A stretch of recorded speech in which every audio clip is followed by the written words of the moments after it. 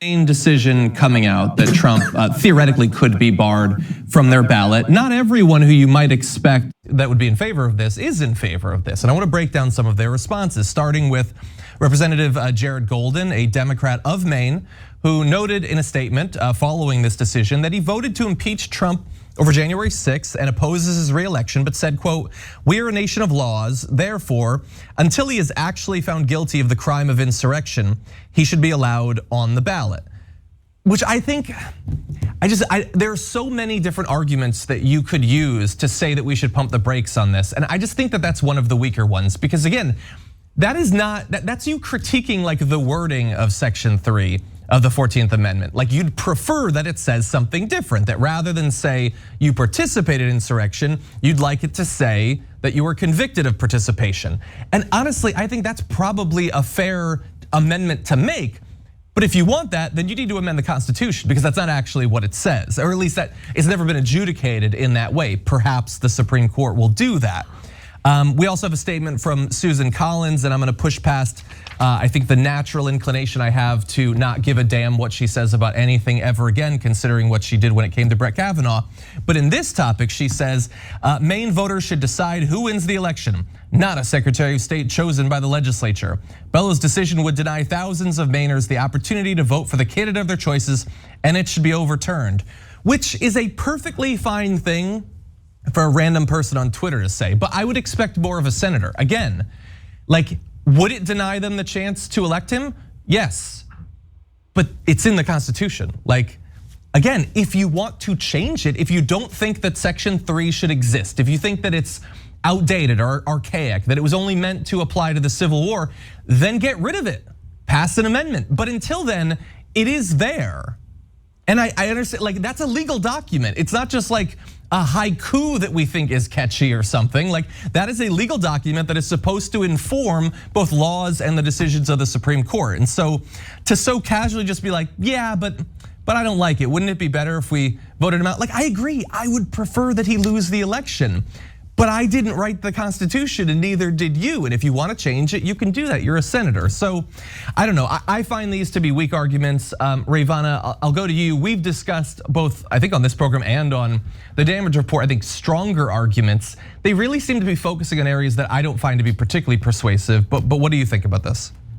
No, I think you're exactly right, because the stronger arguments get more into the weeds, and they know that that's not going to be receptive. Their audience is not going to be receptive to that, right? Because it's not the same arguments that are being made in courts where this is being played out.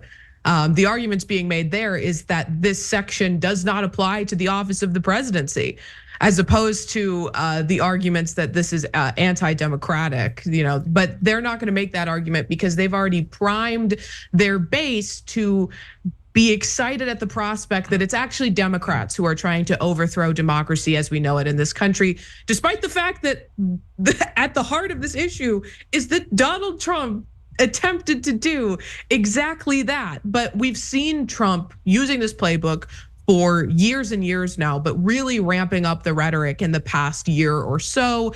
We saw him at his civil trial in New York, where he did not have to be present whatsoever. But every day he would leave the courthouse, he would talk to reporters, and he would say that this trial is interfering with democracy because he's not able to be on the campaign trail, despite the fact that one day he just effed off from this trial and went golfing in the middle of it, clearly showing that he didn't need to be there. But we saw him already laying the groundwork for the big lie 2.0, saying without any evidence and before a single vote has been cast that there's going to be fraud in the Iowa caucuses. They need to paint their opponents as attempting to overturn democracy because they know that that's what they're guilty of. They know that's what Trump is guilty of.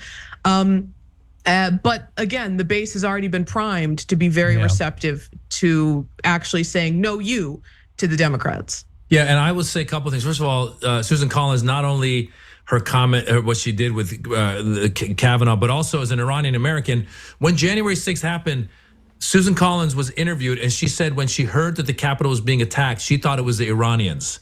And I read that, I go, this can't be real, and it is real.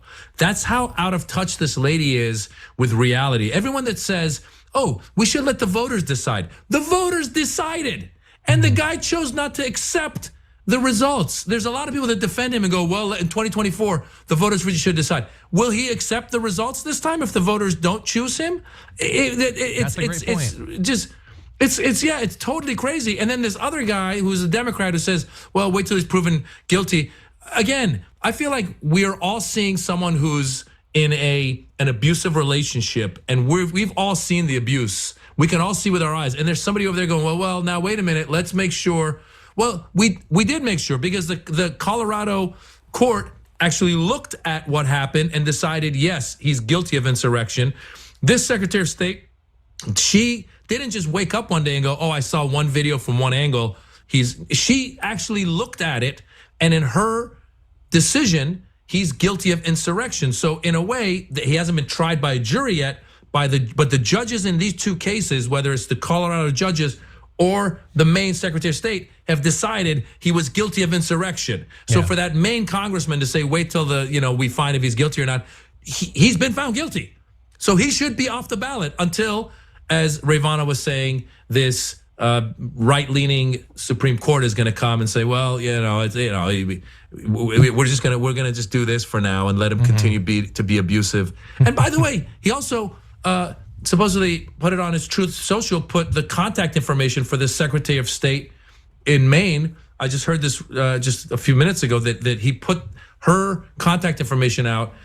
Again, doing more of what he's done, which is to dox somebody, knowing that his cuckoo supporters are going to go and either threaten violence or do violence. And so this guy's dangerous. I can't scream enough. Like, I'm a comedian. I'm supposed to be funny. I'm not funny because he's driving me nuts.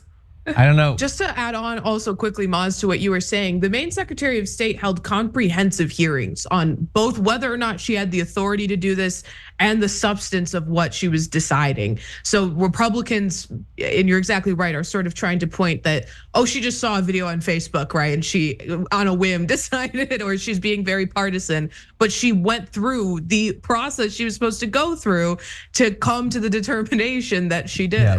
Well, that's very helpful context. And also you pointing out that, boy, do these people piss me off. Piss me off like you can't even freaking believe. So where do we begin with these with these hacks? With this guy here, John, of the Young Jerks. I mean, excuse me, I always thought that, not the Young Jerks, the Young Turks. Sorry about that. Slip of the tongue. So this guy here, his basic premise is it's an insurrection. And they said participate. I would like to ask him, did you see Trump participate? Was he participating? Was he down there in the Washington area? Was he at the Capitol building? Was he leading the charge, so to speak? Like, you're lying? And who said it was an insurrection? That's just your word for it. Nobody is defined as an insurrection except you people. It was a protest. It was a demonstration. So I'm using that wording. There has been no legal standing for the word insurrection yet. So when you say that the Colorado, and then this idiot, this, I don't even know who she is, just another journalist wannabe hackster. She's saying, oh, the thing has to be, it's got to be in the weeds. The definition of insurrection, and the base wants to play to it to this way here. But if you really start to get into the weeds, listen, honey, let me mansplain something to you, because maybe you do need some mansplaining to go into this brain here that has nothing in it right now. Again, there was no insurrection. That's just a made-up word that you guys used. There is no legal definition of the word insurrection to be used in that thing because nothing was insurrected. There was no takeover of the government. The government went on as usual. There was no major, huge destruction of property. There was some going on at the Capitol building, but some of that was also caused by the police itself and from some of the infiltrators that were inside there to instigate some of this. So again, the whole premise is that because you think and you say it was an insurrection, but it has never been, it can't be called an insurrection because it doesn't fit the definition of an insurrection. In order for an insurrection to happen, you can have you want to call it a failed insurrection? It has to even start off to be an insurrection. and it doesn't even meet the beginning details of an insurrection. And then this guy here, this comedian, who's not funny anymore, doesn't do really much at all. It gets up to be on the Young Turks, the Young Turks, not the Young Jerks. And he basically, again, doesn't like what the senator says, doesn't like what one of the Democratic congressmen says, senator there says, the same thing, that let it be the will of the people. And for all three of these woke social justice warriors, these virtue signaling wannabes, all they're basically saying is what? That because a Colorado court found him guilty, and the Colorado court had absolutely no jurisdiction, none whatsoever, to pick this out and decide to adjudicate it without a jury trial, with nothing. Judges don't have that power. They don't have that power. Something has to be presented to them. And from where this is out of their jurisdiction, this happened in Washington, D.C. Didn't happen with the confines of the state of Colorado. So again, they're on very low, but they say that they have jurisdiction. That means any court could bring about anything from anybody and just say, you know what, we don't like something that you did over there, but we don't have any jurisdiction, but we're going to go ahead and say, and there's no guilt here. They just said that that's what they deemed to be guilty of what? So you're having a trial just by judge, no jury. These guys are freaking out of their minds, folks, out of their minds. Anyways, let's continue with more of their dribble, more of their drabble.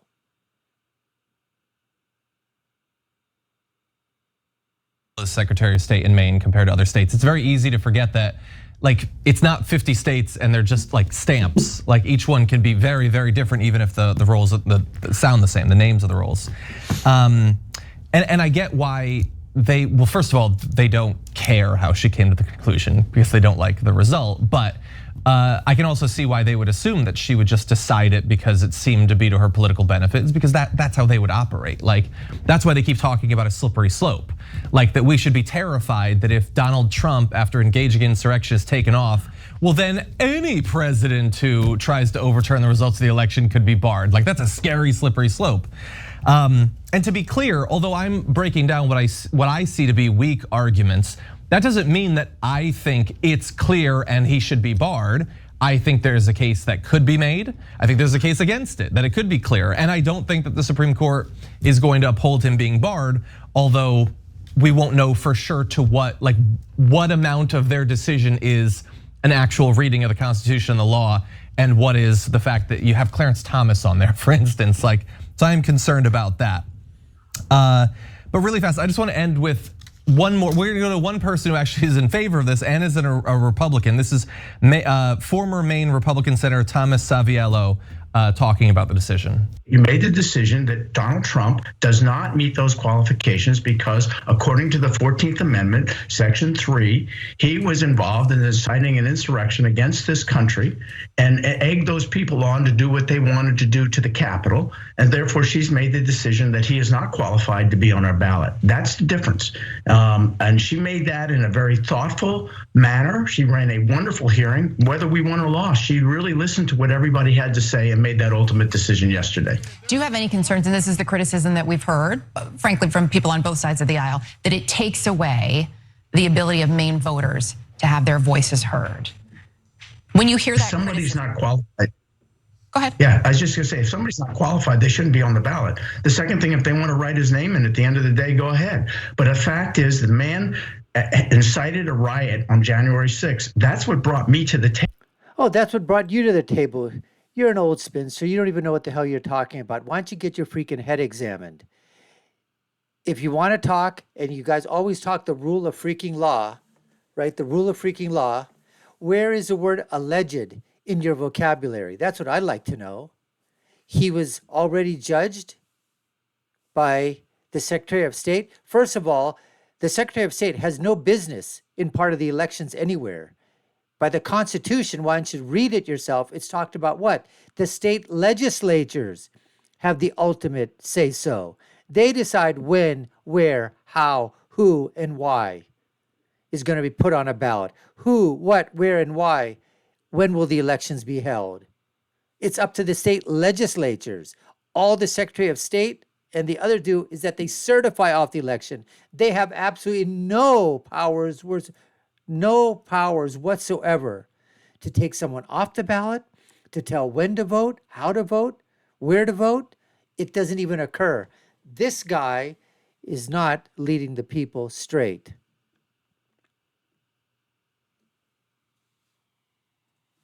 Table. And when I read the Colorado decision that basically said he did create that insurrection, and Secretary of State Bellows said the same thing, that needs to be stopped. And like, it makes an interesting conversation to focus on, are they being denied the vote or whatever, rather than focusing on the law. I get that. But both specific to Trump and just in general, it doesn't seem like that's an actual conversation that we want to have at anything other than the most shallow of levels. As Maz pointed out, Trump wanted to deny like over 70 million people their vote by overturning the results of the election. He was perfectly happy to tell them to go F themselves and their vote wouldn't count for anything. When he tried to overturn the results of the Iowa caucus in 2016 because Ted Cruz beat him, he didn't care about Iowa caucus goers. When he tried to have Barack Obama blocked from running for the presidency because he said that he wasn't born in the United States, did he care about the chance that people would have to vote for him? And by the way, that brings up a more general point. Like, they're mad that this being in the Constitution might bar him from being a choice for the voters, but there are other things that bar Maine voters from supporting someone. Are they filling the airwaves every day arguing that, hey, why do you have to be 35 years old? If Maine people want to elect a 21-year-old, why shouldn't they be allowed to? Why do you have to be a natural born citizen? What's the, like, again, to what extent do they actually care about people's ability to have their voice be heard? If they cared so much about that, why do Republicans spend so much of their time trying to roll back voting rights in states around the country? They don't try to roll those things back, you stupid, idiotic, moronic retard. Part of my SIMMER acronym, which I have now dubbed the SIMMER, SIMR, stupid, idiotic, moronic, retarded. Boy, you know what? I try not to use that often, but when people come up and they start mouthing off these stupid things, like he just said, oh, why can't you be 21? And voters want someone 21 to be president. Oh, why don't you have to be a natural born citizen of the United States of America, have to be born here to be president? Those are actually demonstrably, there is no wiggle room whatsoever. And we're not talking definitions there. You're talking legality. There's an age requirement for something. Okay, fine. There's a domicile requirement for something that is fine. But now you're taking the word insurrection. That has nothing to do with an age requirement, has nothing to do with being domiciled, has nothing to do with anything other than the fact that you have to define that word, and then you have to show that you actually started that and you were a part and parcel of that. You participated in it. You led it. You were there. That's what they're trying to say, that you started it. You led it. You were there. You were doing it. You were causing it. You were the cause of it and the only cause of it. And that your intent was to bring down the government. That's the excuse. That's what these guys are utilizing. And then for him to basically throw the other stuff inside there is absolutely meaningless, folks. It's absolutely meaningless. Like, it is in very specific instances they care about the will of the people being heard, as and if not you much do beyond yourself. You make a great point. Like, what if I like the policies of El Chapo? I want to vote for El Chapo. But Write he's him not in an then, American idiot. citizen. Write him in he's if a you criminal. want. You're taking away my right to vote. So Donald Trump at least is half of El Chapo. He's a criminal, and he should be off the ballot because he tried to overthrow this country. Thank you, Maz. That's gonna be the slogan for his run. Donald Trump 2024, half of El Chapo. Maz, another stupid, idiotic, moronic The Republicans retard. are going to tell you that this is the Democrats' secret nefarious plan to get Trump off the ballot so that they can steal the election. But I think, Maz, you raised a great point earlier, which was that the Colorado challenge was brought by a group of Republicans. And I want to remind everybody that They weren't Republicans, you moron. They're not Republicans. They're just rhinos. They're rhinos and Republicans in name only. Just because somebody says they're Republican doesn't mean that they are. Oh my God, how dense can you be? How much air is escaping the air up here in your head? You're not even blonde and you have nothing up in your hair. Notice to all blondes that that was just a joke. Sorry about that. Anyways, just amazing, folks. Absolutely amazing. I can't take any more of this crap anymore. If I do, I'm going to end up hurling. So, anyways, we appreciate you taking the time to watch. You've been watching the Dr. Nasir Shaikh Show. I've been your host. My name is Dr. Nasir. If you haven't done so already, like, share, and follow us. You know what to do. Take a look at our other videos above and below. Subscribe to the channel if you think we've earned it. My final thought, as always, when you're right, you're right. And when you're left, you're wrong. Until next time, folks, take care and stay safe.